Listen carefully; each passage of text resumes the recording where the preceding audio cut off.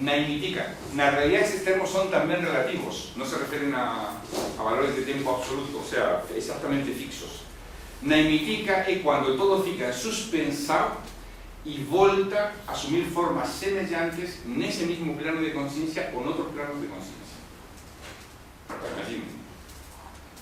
A vida que estaba, digo para a filosofía esotérica, a vida que estaba en Marte, con Marte o máis probable que tivese vida. Y de facto, bueno, en los últimos años algunas descubiertas y algunas páginas web que dicen cosas interesantísimas, vida microbiana, o sea, no estamos para hablar de marcianos. Para la filosofía esotérica, a vida, cuando desaparece de un planeta, pasa a otro estado de conciencia. O sea, desaparece actividad de este plano de conciencia y pasa a otro plano de conciencia. Y existiría una serie de planos de conciencia asociados a vida de los planetas. Porque yo quiero decir, segundo esta filosofía, cuando a Terra morra, cuando llegue un momento, que será un momento, no sé, quizás en 3.000, 4.000 millones de años, o quizás no tanto, a vida con agua, porque es a agua quien lleva a vida, no plano físico. O sea que es un poco como este texto maravilloso que quería traer, más es que sí, ahora no va a dar tiempo, el texto de La ciudad de las serras de Saquiros. No sé si lembra que comienza a hablar o qué a vida del universo. Si nos estamos a pensar en la vida como elementos bioquímicos, mas a vida puede ser ondas de radio, a vida puede ser ventos, a vida puede ser... O sea, os propios ingenieros da NASA, cuando iban a ir a Marte, tenían equipos enteros, entre un deles estaba James Lovelock, para pensar formas de vida no asociadas a agua. ¿Por qué a vida? Para nuestra vida es donde hay actividad bioquímica y eso es sin agua, no puede haber vida tal y como nos conocemos a vida. Y sin sistemas de replicación, ¿no? O ARN o ADN, DNA o ARN. Más, tenían ingenieros a pensar. Porque quizás a un vento, yo que digo muchas veces en las aulas, en las conferencias, no estamos totalmente seguros que las nubes no están vivas. Eso no es fácil de demostrar que no está viva, igual que no es fácil de demostrar que está vivo. O sea, podemos demostrar que no está vivo a ciertas formas en la naturaleza que hallen en pequeñino, como las nubes como as nubes no espacio. Mas no há sustancia bioquímica, mas eso é a nosa medida da vida. Donde hay movimiento, donde hay, pues, eso es un tema que daría mucho que pensar. Más, porque sí es cierto que a vida tal y como nos conocemos, asociada a los padrones que no conocemos, está asociada a agua. ¿No? Un bioquímico te va a decir, si agua puede haber vida, puede, sin agua no puede haber vida. Pues bien, segundo esta filosofía, o pralaya naimitica é aquel en que a vida, por exemplo, da Terra, do planeta X, que seja, está en un escenario de manifestación y a agua que es sorbida, es sugada, en toda vida pasa a otro plano. Do mismo modo que sucede con o pralaya individual que a muerte de una persona. O sea, con a muerte de una persona, tenemos que pensar, o después de la muerte no a nada o a algo. No se puede pensar entre medias, o no a nada o a algo. Esto es pura dialéctica. Si algo, es evidente que si algo no sigue los padrones que sigue a nuestro cuerpo ficou ahí cadavérico. Debe ser, y también no es posible de detectar ni de forma ahora mismo electromagnética. Ahora los rusos están haciendo investigaciones del momento de la muerte y ven que hay proyectores que salen de la cabeza energética y del ombligo y que se proyectan sobre diferentes cabezas. Y son capaces de fotografar esto, más evidentemente alma no es eso. Si alma y si hay conciencia, esa alma y conciencia debe tener un soporte. O sea, no podemos pensar en conciencia absolutamente pura. Otra vez estamos con los absolutos. No podemos. La conciencia absolutamente pura es Deus. Si es que podemos hablar de Deus. ¿Comprenden un poco la idea? Entonces debe tener un soporte, un vehículo. Las estructuras de ese vehículo deben estar en algún plano de vibración o de conciencia que quizás no está en conciencia cuando no está, es más sutil. Estos planos de conciencia podemos entender de la siguiente manera. Imaginen lo siguiente. Yo tengo un copo o un cáliz y encho un vaso, encho ese vaso de piedras grandes. Y digo a alguien, ¿está serio? Pues la cosa podría decir sí está sello, y otra cosa podría decir no está sello. Sello de pedras grandes sí, más el puso por pedras pequeñas. Y ahora ponemos otras, multiplicamos por C las pedras pequeñas. En xiro de pedras pequeñas. ¿Está sello? Pues de pedras pequeñas sí, y de grandes también. Mas se puso en ser de areia ainda. Y puso en multiplicar quasi por 10 o número, o por 100, o número de grados de areia con respecto a las pedras mínimas que ya existían. Y apresado areia, y ahora sí, ahora ya está sello. Ya está sello. Y dice, no, no está sello. Y puso en ser de agua. Agua son moléculas, son partículas, son gotas de agua, como quieran. Si quieren como partículas o como gotas de agua. El efecto es lo mismo. Eso se enche de agua. Y ahora nos dicen, ahora ya sí, no, le puso en ser de aire, de ar. O ar está indisolução dentro de este recipiente, comprenden? Puede haber mucho más ar, mucho menos ar, sin que llegue a formar bolas. O ar puede estar sin formar bolas, depende de la presión, la temperatura. Y uno dice, no, ahora ya sí, ahora ya no se puede por nada más, ¿no? Ahora comenzamos con las partículas interatómicas. Aquí llegan dos pasos. Esto puede ficar en xiro, por ejemplo, de partículas que llegan y ya, ¿comprenden? Comenzamos y de esas partículas a infinidad de tipos y de sutilezas. Y en cada una de ellas podemos encher las grandes con las pequeñas. Pues bien, cuando llegásemos ao termo máis pequeno físico, o mínimo, que no átomo, é interatómico, una partícula máis pequena que o átomo, teríamos llegado ao limite físico. Mas segundo a doctrina secreta, a partir de ese momento comienza o siguiente nivel de conciencia. Que nos podríamos encher eso ainda con partículas que ya no pertencen ao físico y pertencen ao nivel siguiente. Esa sería esa dimensión. Entonces, lo que dice esta filosofía es que aquello que esteve no físico, abandona o físico, y a conciencia se reveste de un vehículo que es o siguiente. Pues bien, cuando a alma da Terra faz eso, es un tralalla na mítica. Puede hacer, encarnar y reencarnar. La corriente de vida puede encarnar y reencarnar. Esto era representado por un esquema que sin explicaciones, pues puede ser un poco, puede no servir de nada para los estudiantes de Nueva York, pero van a saber exactamente a qué me refiero. Un tralalla na mítica é o paso da corrente de vida de cá a cá, de cá a cá, de cá a cá, de cá a cá. En cada un destos a un pralaya, y cuando ya sale de cá sería otro tipo de pralaya. Mas ainda así pasaría a corrente de vida, pasaría cuando un planeta morre totalmente, no solo en el plano físico, más en todos sus planos de conciencia, y disculpen más, no puedo centrar en esto porque esto le vaya horas, cuando morre, o impulso de vida, con toda corriente de vida, que llamamos biosfera, toda corriente de vida que hay en la Tierra pasaría a otro lugar. O sea, existiría, digamos, el alma de la Tierra estaría formada también de la alma de todas las unidades de vida que se llaman Tierra, no es diferente de cierto modo. Pues bien, todos ellos son este tipo de... Más este otro sería cuando ya se desfacen los elementos. O sea, no es que fique a Terra vacía, Marte vacío, no es que fique cadáver, como a Lua, que un cadáver, no tiene magnetismo, no es una actividad magnética, ningún tipo de actividad, como no sea cadavérica. Cuando o que faz é que os propios elementos entran en suspensa y ya no es mudarse de veste, mas ficar sin veste, sin ningún tipo de veste, que es llamado pralaya prakrítico. Que es un termo relativo, se puede referir a vida entera del universo, cuando ya el universo ya no reencarna más, morre, el universo morre en cierto modo, o a vida de una galaxia, cuando la galaxia morre como galaxia, y los elementos, o una extinción producida, por ejemplo, por una supernova, o producida por el Sol, que se expande y hace que los elementos y planos de conciencia que existen en la naturaleza todos fiquen unificados. Voltan todos os planos de conciencia, voltan a unidade. Eso que se llama en la India Atma. Todo volta a Atma, todo volta a unidade, todo volta ao ser. Entón, en certo modo, é un retorno a unidade simples. o un que se convirtió en un múltiplo, ahora pasa de un múltiplo otra vez a unidad. Ese o Pralaya Prakritika, que Prakriti significa naturaleza, o sea, son las diferentes naturalezas que son ya, se desfacen las naturalezas, y todas esas naturalezas mergullan en una. Imaginen, en química es fácil comprender esto.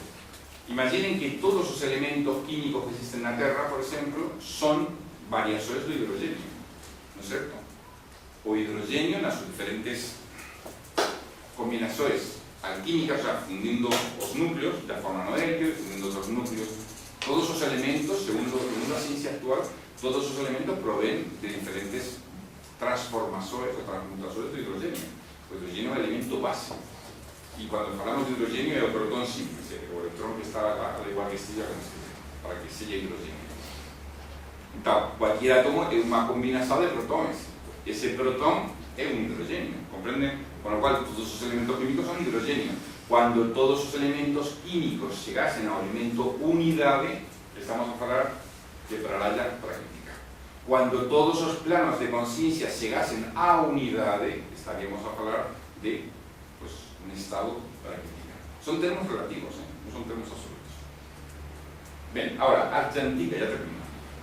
Adyantika es o nirvana. Cuando alma penetra na unidad. En cualquier momento de un ciclo de manifestación. Eso se llama en la India Jiva Mukta, o liberado aquel que estaba en un ciclo de encarnación, da vida al universo, y fez que a su conciencia mergullase no todo, no absoluto, y se fundise no absoluto. Mas no se funde no absoluto para siempre, para a eternidad infinita de infinidad de ceros, sino se funde no infinito durante a vida dese ciclo de vida. Sella ese ciclo de vida o universo, sella o planeta, sella... Interesante iso. E por eso há un parágrafo acá que diz que un Jiva Mukta pode facer que, si é capaz de fundirse nesa luz espiritual que podemos chamar Deus, na unidade simple detrás de todo, pues estaría outra vez mergullada nesa unidade simple ata o seguinte universo. O sea, que o concepto do nirvana para os antiguos budistas, indianos, para estas escolas era relativo tamén, non é absoluto. O sea, uno no llega ao nirvana e ya cesaron os sufrimentos e cesou, porque tamén eso non ten sentido, porque una causa ten que ter proposado un efecto. Non pode haber unha diferencia de proposado absoluta, eso non ten sentido. Entón, o mergullar no nirvana ainda é relativo, e cuando ese ser volte outra vez a encarnar, quizás proyecte outra vez esa causa volte a gerar efectos. Eso é chamado Adyantika. A extinção é extinção porque un se libera do que é estar encadeado a vida e a morte, ni siquiera está na morte, está ya no rayo de eternidad. Cada un de nós sería un rayo do Espíritu Universal y volta a ser rayo del Espíritu Universal sin relajar con las sus sombras.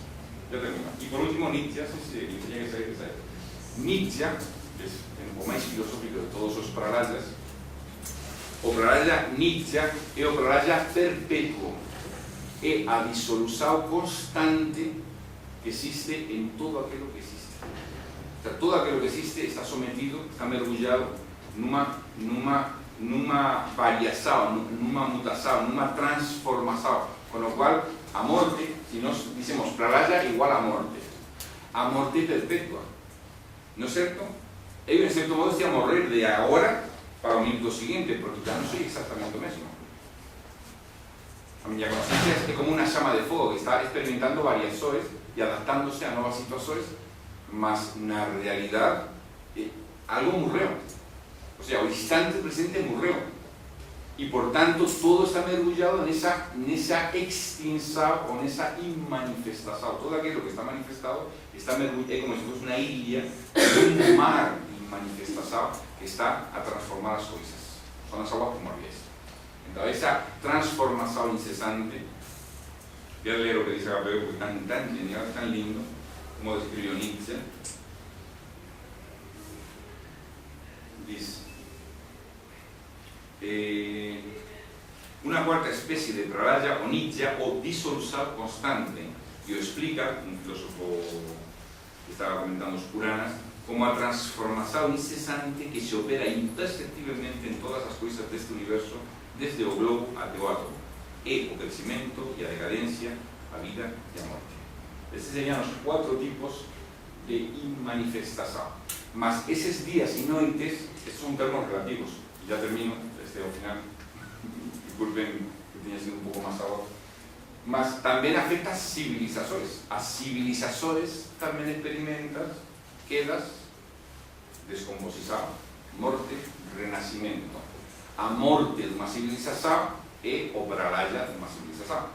De certo modo, depois da queda do Imperio Romano, Europa e o Mediterráneo ficou nun estado de inmanifestación civilizatoria, o sea, noite civilizatoria.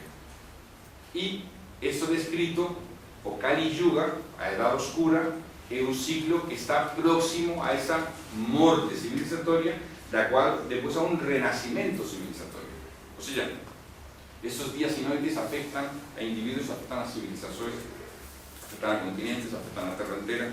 Então, muito interesante, eu vou terminar lendo un texto que é de un Purana, que está e leo porque está no capítulo este de la Doctrina Secreta, que está a falar de unha profecía de un, creo que o Matsya Purana, un dos Puranas, os Puranas significan antiguos, tratados antiguos indianos, que describe como será a vida cuando a humanidade entre no Kali Yuga. No Kali Yuga entrou no ano 3102 a.C., segundo o computo brahmánico.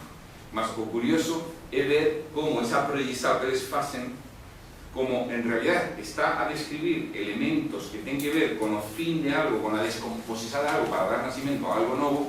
Eso é válido para todo ciclo en queda que depois va a comenzar un novo ciclo. E é muito interesante porque ele faz unha descripción do que sería o máis negro do Kali Yuga, que coincidiría quizás, segundo HPV coincidiría con o século que ele está a viver e o século próximo, que é o noso. E é curiosísimo, voy a leer, con esto termino ya a conferencia, para que vean que sugerente a este texto, que como mínimo é do 500 ou 2000 antes de Cristo. E está a referirse ao que sería o máis profundo Kali Yuga.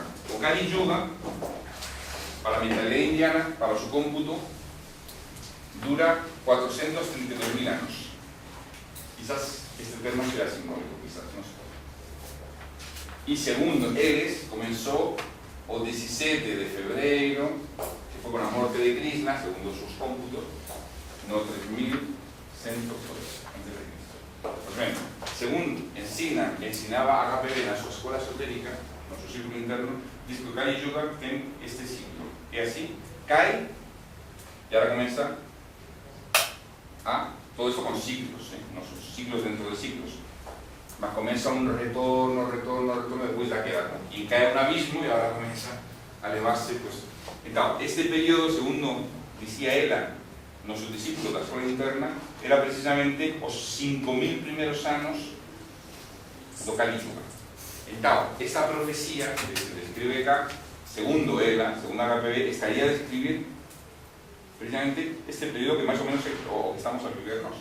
O sea, este proceso de queda e ciclo, sabendo que isto se refere a toda a humanidade e que dentro de isto que para toda a humanidade pode haber sociedades que estén en ciclos de ouro, outras en prata, bronce, ferro, o sea, que dentro dun ciclo geral oscuro pode haber culturas, cidades, persoas, estructuras que se van a vivir su ciclo de oro dentro dun ciclo de ferro. Vamos a leo e termino. Isto é, están varios Puranas e este en concreto é do Vishnu Purana. Dice: habrá gobernantes contemporáneos reinando sobre a terra, reis de espírito mau e carácter violento, votados a mentira e a perversidade. Farán matar mulheres, crianças e vacas. Bueno, para os indianos as vacas son muy importantes. Apoderar-se-án dos bens de seus súbditos. Isto está escrito porque na época de ouro da India isto era impensável. O sea, un gobernante era un hombre bon, justo, noble, sacrificado pelo seu povo.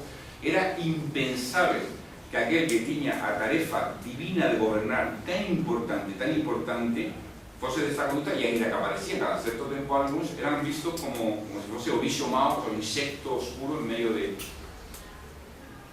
Mas aquí dice que será o normal. Terán un poder ilimitado, suas vidas serán curtas, seus desejos insaciables, gentes de varios países, está a falar desde a India, é unha profecía feita na India, a que ver, está visto desde a India. Gentes de varios países, uníndose a eles, seguirán o seu exemplo. E sendo poderosos os bárbaros na India, son aprotesados príncipes e afastadas as tribus puras, perecerá o povo, ou como dice o comentador, os mlexas son os monstruos, os sincástamas no sentido peor da palabra, estarán no centro e os puros estarán na punta. O sea, nunha edad de ouro, o núcleo é de ouro e o povo non dice que sea de ouro. Mas cando se pasa ao Kali Yuga, a gente, a mellor gente, non é a que está no núcleo que eleva, digamos, a civilización, sino quien está a elevar a civilización o máis impuro. Ben, eso non é moi difícil ver que é bastante coincidente con o sea, lente que é máis ambicioso, con máis deseo, con máis insaciable, máis mentiroso, máis... Pues, literalmente, están no poder máis alto. Se non quere subir ao poder, que mentir. Entao, o núcleo do poder é un núcleo de mentiras. É un pouco que se refere. A riqueza e a piedad diminuirán día a día, a que o mundo se depravará por completo. A clase será conferida únicamente pelos saberes. O sea, tanto tens, tanto vales. Eso é impensable nunha época de oro civilizatoria. A riqueza será a única fonte de devoción. Si tienes dinero, devoción para él. No tienes dinero, miserable, que se vaya ao lixo. A paisá, o único lazo de unión entre os sexos. Eso na mentalidade indiana é unha aberración. Unha das armas é o amor, non a paisá. Mas só dizer eso agora é quase unha coisa anacrónica. Só dicer. A parir e as mulleres serán usadas como acto de satisfação puramente sensual. O único, a falsidade será o único factor de éxito nos litígios. A apariencia externa será o único distintivo das diversas ordens de vida. A falta de honestidade, o meio universal de subsistencia. A fraqueza, a causa da dependencia. A liberalidade valerá como devoção. Unha persoa dá moito, pois a gente ten devoção, vai se quedar. O homem que for rico será reputado puro. O consentimento mutuo substituirá o casamento. Pois o casamento é un ritual, non simplemente estar juntos, é un... En fin, é outra coisa. Os ricos trajes constituirán a dignidade. Reinará o que for máis forte. O povo, non podendo suportar os pesados onos, en cada vara eterno, o peso dos impostos, buscará refugio nos vales. Así, na edade de Kali, a decadencia proseguirá sin deterse até que a raza humana se aproxime ao seu aniquilamento parcial, todo parcial para retornar de todo. Cuando o fin da edade de Kali estiver perto, o fin non se refere ao fin lá, se refere ao máis oscuro de. Descerá sobre a terra unha parte daquele ser divino que existe para a súa propia natureza espiritual. Aquí fala de dos avatares. E os homens así transformados teñan pasado todas estas dificultades, mas tiñan perdido a súa honestidade e a súa chama e a súa mente pura en medio de todas as catástrofes morais, serán convertidas en sementes de novos seres humanos. É un termo importante. O que quer dizer que os núcleos que manteñan a justicia nun sello de injusticia e de disolución de todo tipo, pues serán, como sucedió después de la queda del Imperio Romano, como surgieron novos núcleos humanos, pues muchas veces los conocimientos que se mantuvieron en los monasterios benedictinos, eso fueron como sementes de nuevos impulsos históricos. Y darán nacimiento a una humanidad o una raza que seguirá las leyes de la edad de oro o de pureza. Y aquí dice una profecía que no sé cuándo se corresponde astrológicamente, cuando Sol y la Lua y el asterismo lunar Tisha y el planeta Júpiter estiven en la misma casa, la edad de Krita reaparecerá. Con eso terminamos también los ciclos referidos a los seres humanos, los paralelos humanos. Yo he dado la paciencia y si quieren alguna pregunta.